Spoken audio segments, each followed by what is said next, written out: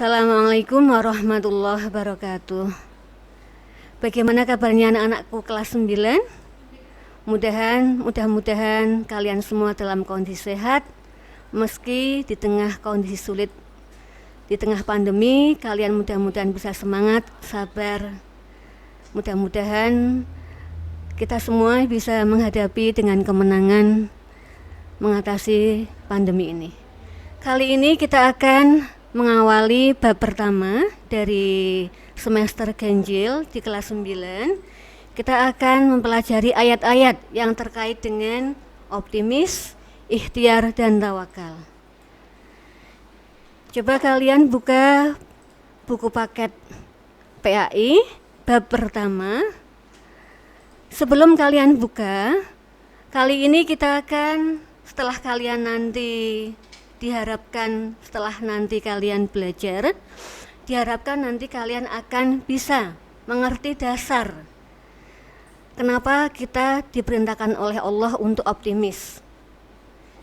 Tahu dasar kenapa kita diperintahkan oleh Allah untuk berikhtiar, dan tahu dasar kenapa kita diperintahkan oleh Allah untuk berlaku tawakal. Setelah itu, setelah nanti kita belajar ayatnya, kemudian kita akan pelajari tajwidnya yang terkait dengan tafhim dan tarqiq. Diharapkan setelah kalian tahu, nanti kalian akan bisa menerapkan bacaan tafhim maupun tarqiq di ayat-ayat yang kalian buka secara bebas di dalam Al-Quran. Oke? Dan nanti pada penugasan nanti diharapkan kalian akan memberikan feedback bagi kami untuk hafal milih salah satu ayat tersebut dengan menerapkan hukum tafhim dan tarqiqnya. Oke, semuanya siap? Kita akan memulai surat Az-Zumar ayat 53. A'udzu billahi minasyaitonir rajim. Bismillahirrahmanirrahim. Qul ya ibadiyalladzina asrafu ala anfusihim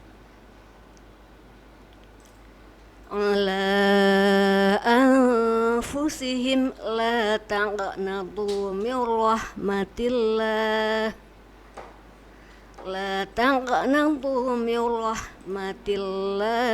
innallaha yaghfirudz dzunuba jami'a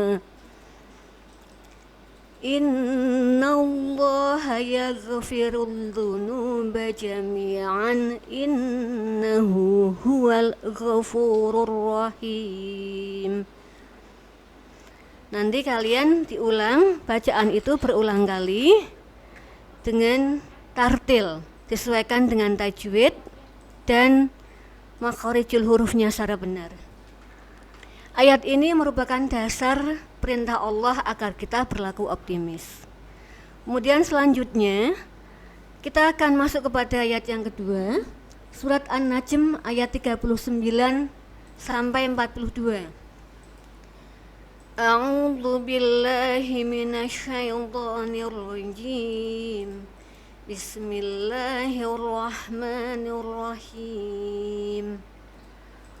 Wa allaysa lil insani illa ma sa'a wa anna sa'yahu sawfa yura thumma yujzahul jazaa'al awfa wa anna ila rabbikal muntaha. Nanti kalian sembari diulang-ulang, nanti dihafalkan salah satu dari yang kita pelajari hari ini. Selanjutnya kita akan masuk kepada surat Ali Imran ayat 159. A'udzu billahi minasyaitonir rajim. Bismillahirrahmanirrahim. Fabima rahmatim minallahi lintalahum walau kunta faddan ghalidhal qalbi lanfaddu min hawlika fa'fu anhum wastaghfir lahum wa syawirhum fil amri fa idza azamta fatawakkal 'ala Allah innallaha yuhibbul mutawakkilin. Shadaqallahul azim. Nanti kalian akan mengulang-ulang ayat tersebut hingga nanti kalian akan benar-benar hafal dan tahu persis dasar bagaimana sikap tawakal, ya. Selanjutnya anak-anak semuanya, kita akan mempelajari hukum tafhim.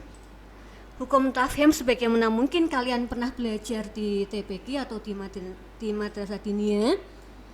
Ada hukum rok tafhim, ada hukum rok tarakik, ada hukum lam tafhim, ada hukum lam tarakik.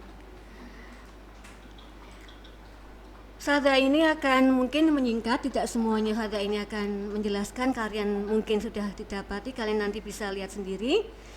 Tafhim secara bahasa itu diambil dari kata fakhama yufakhimu tafkhiman, yang artinya menebalkan, ya. Secara istilah tafhim artinya kita membaca huruf hijaiyah tertentu dengan suara dan bacaan tebal, sehingga kalau dalam bahasa Jawa agak mecucu, ya. Berikutnya kalian bisa lihat hukum ro tafhim. Di sini kalian bisa lihat contohnya. Wa ra'aitan nasa, ro dibaca tafhim karena berharokat fathah. Kemudian berikutnya, contoh berikutnya, Qur'anum Majid, ini dibaca tafhim karena ro sukun ini huruf sebelumnya didahului oleh huruf berharokat dhammah. Kemudian berikutnya, contoh berikutnya, wa husila ma fis sudur. Ini ro yang dimatikan karena waqaf, disukunkan karena waqaf, namun huruf sebelumnya berharokat, ada mat yang berharokat dhammah. Kita ulangi di situ, as-sudur. Di ro-nya ini dibaca tafhim karena huruf didahului oleh huruf mat berharokat dhammah. Kemudian contoh berikutnya ada wal 'asri, ya. Kemudian khusrin. Ini dibaca tebal karena ro, karena waqaf ini didahului oleh huruf yang sebelumnya sukun. Wal 'asri innal insana lafi khusrin, ya. Ini tebal ro-nya. Kemudian berikutnya yang dibaca tebal, contoh berikutnya adalah di sini.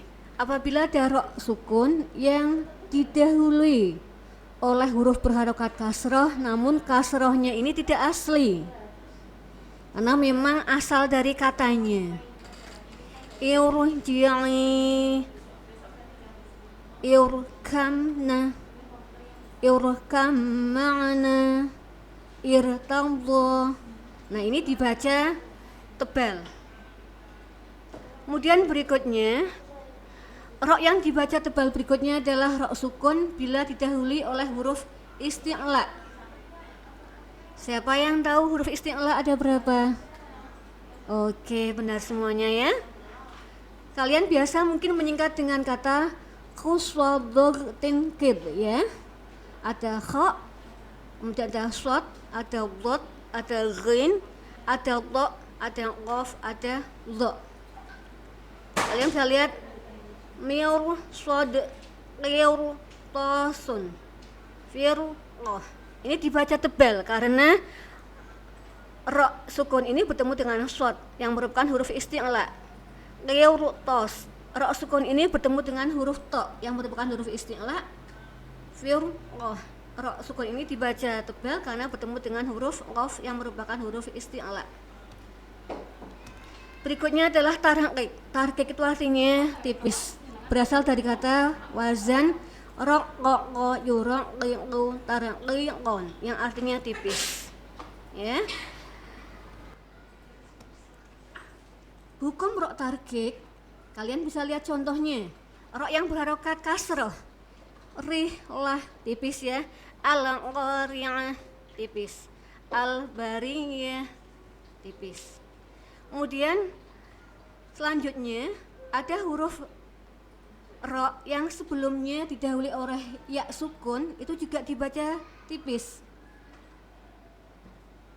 Ghairun, tairun, khairun, tipis ini ya, karena didahului oleh ya sukun huruf sebelumnya.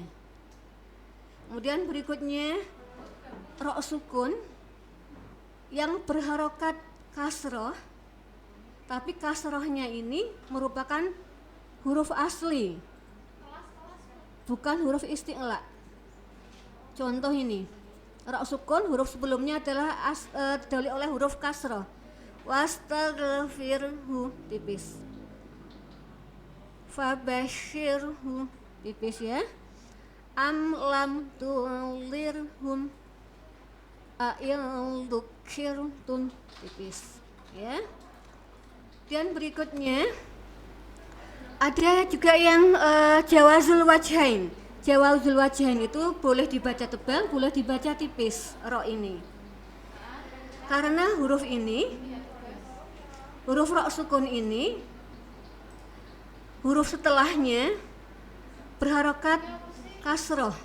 Coba lihat, ro boleh dibaca tebal atau tipis apabila ada huruf ro berharokat sukun, namun huruf sebelumnya berharokat kasroh. Irdin, hirswin, boleh dibaca tebal, boleh juga dibaca tipis. Irdin, hirswin, ya, boleh dibaca tebal, boleh dibaca tipis. Selanjutnya tafhim lam. Tafhim lam di sini adalah tafhim jalalah, lafadz Allah yang agung. Bila mana didahului oleh huruf berharokat fathah atau dhammah maka dibaca tebal. Innallaha tebal. Nurullahi tebal. Berikutnya lagi yang dibaca lam tebal.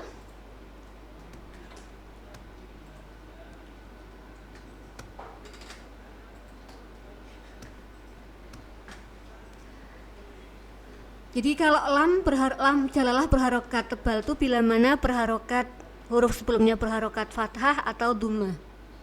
Sekarang kita mau melanjutkan lam tarqiq, lam jalalah yang dibaca tipis. Ya.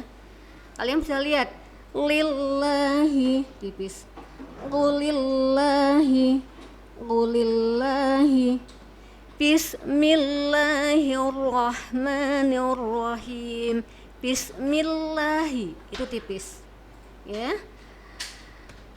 Anak-anak semuanya, setelah kalian mendapati tadi tajwid ro tafhim, lam tafhim, ro tarqiq dan lam tarqiq, kalian nanti akan berdiskusi. Kalian coba buka dari surat Al-Mulk ya, yang mungkin di ayat 27 hingga ayat 29, ayat 30 mohon maaf, ayat 27 hingga ayat 30. Coba mana yang tergolong tafhim, mana yang tergolong tarqiq.